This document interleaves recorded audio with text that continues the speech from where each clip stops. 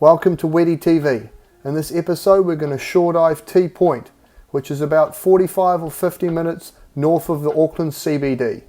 It's a very popular spot for new divers all the way up to advanced divers to go for a shore dive.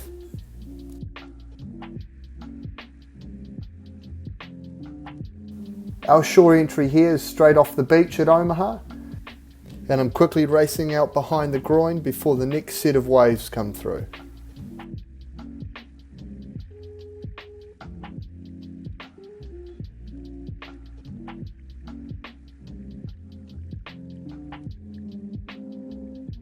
Once in the safe zone out the back of this groin, the first thing I do is I attach my flag onto my float boat so other boaties know that I'm a diver in the water.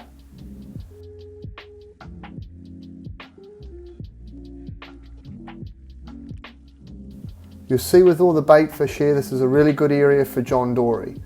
Although it's very shallow, there's still plenty of fish here. All the diving you'll see in this video will be between 2 meters to 10 meters maximum.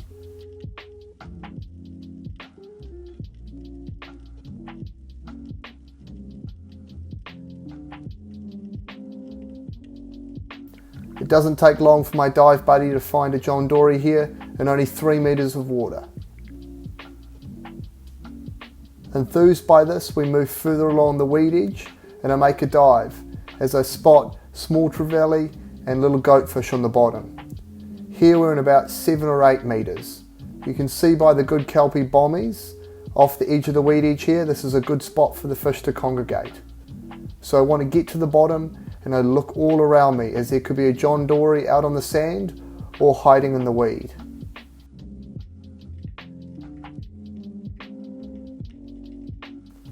It's very important when looking for John Dory to be aware of all your surroundings. I always want to look out on the sand, watch all the bait fish, as a John Dory can just appear.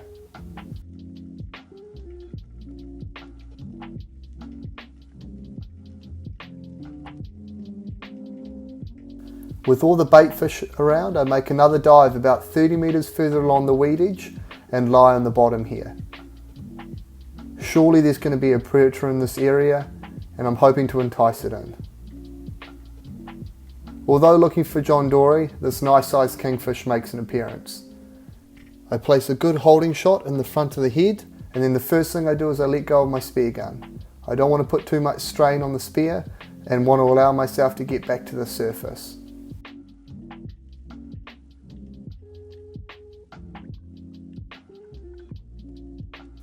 Once back on the surface, I'm slowly playing the fish.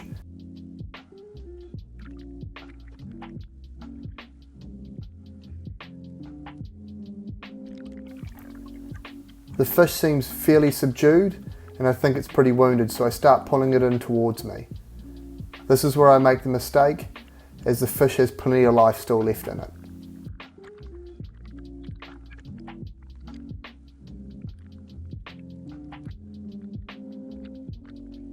I attempt to grab the tail and put it between my legs, but it soon gets energy and takes off again, and the best thing for me to do is let everything go again. But see how I want to stop it from getting to the bottom, because the first thing a kingfish is going to do is it's going to try and tang you on the bottom. So just like playing a fish on a fishing rod, I just slowly let it run a little bit more, then pull a little bit of line back, and then let it run again. Even a kingfish like this that's not very big, about 13 kilos, I still want to be careful grabbing it while it's still got plenty of life left in it.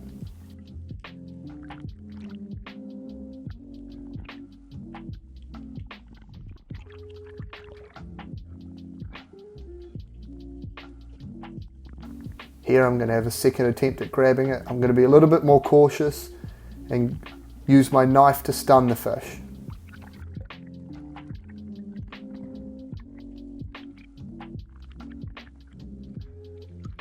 First thing I do, I get the tail between my legs and get the hands in its gills. Once I'm at this point, I've got control of the fish. I've got to be mindful of that sharp spear that's sticking out of it and icky the fish as fast as I can. Once doing that, I bleed the fish straight away. This is really important, especially for pelagic fish, as you'll see all the blood that's coming out of the meat. It's really important with fish like kingfish, get them out of the water as fast as you can, especially in popular shore diving areas like so. You don't want any unwanted attention.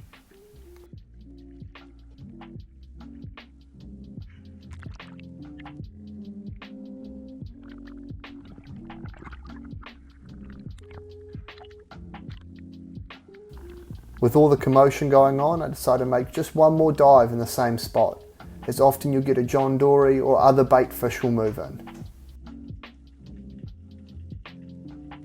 So I get to the bottom here and you'll see I scan all above the weed also, because a John Dory will use the weed to camouflage itself. There's still all the same bait fish that are around in the last dive, but there doesn't seem to be too many other fish around. Happy with our John Dory and kingfish, we make a move for right up in the shallows and start looking for snapper.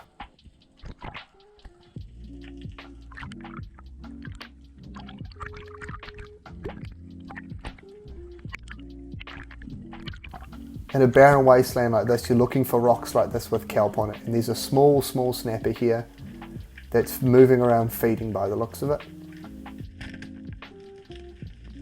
I make a slow descent and a quick shot and manage to just tag it.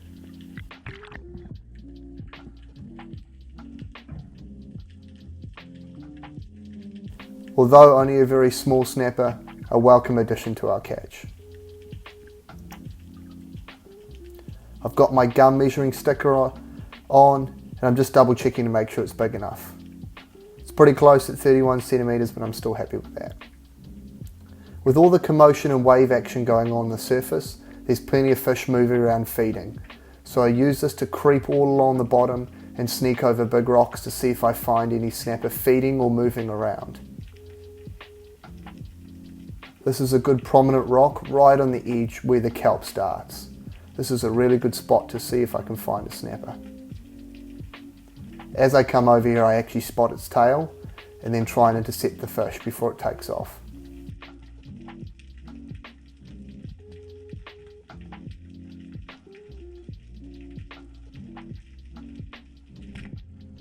Same thing with the kingfish, it's a decent sized snapper, so I want to keep it off the bottom and stop it from getting tangled up.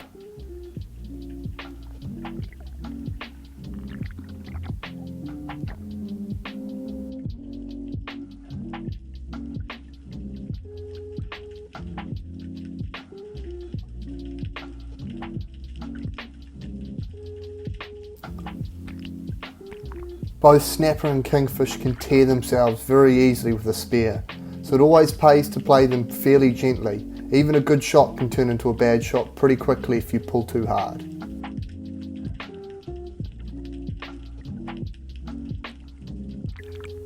Same thing like with the kingfish, I get my hands in its gills and then quickly dispatch the fish with an icky.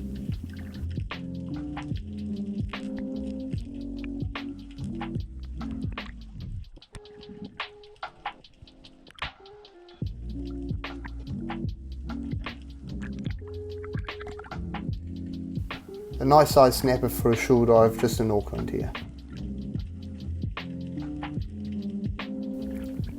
Having got two snapper but still not a John Dory yet, I head back out on towards the weed edge. On the way I spot two nice friendly pufferfish. Meanwhile my dive buddy's already shot two John Dory and I haven't even seen one yet.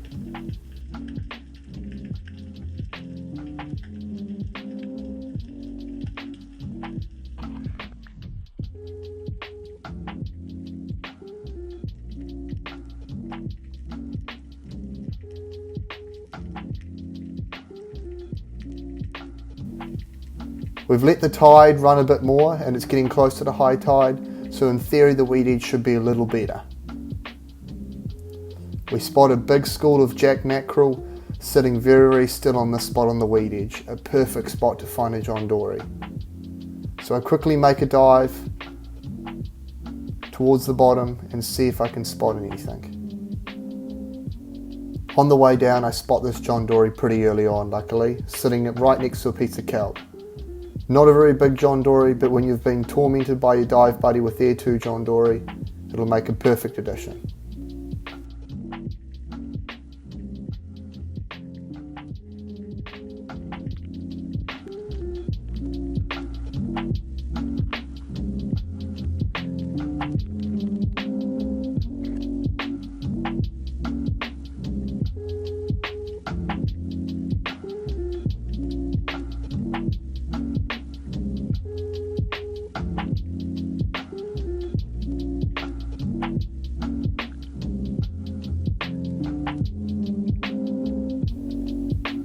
a great example of the sounds that John Dory make. You hear its croaking.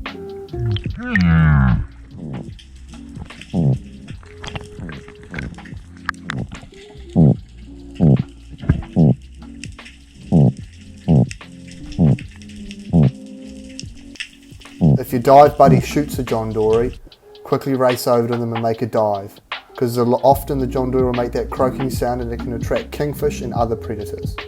Only a few moments later, in the exact same spot, my dive buddy's got their third John Dory, and bigger than mine.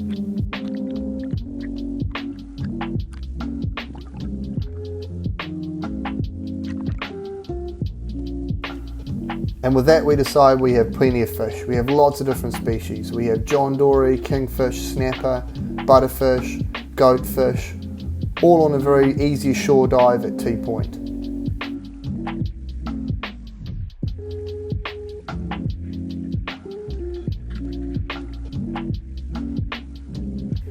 Satisfied with a good morning dive, we head back in to get lunch.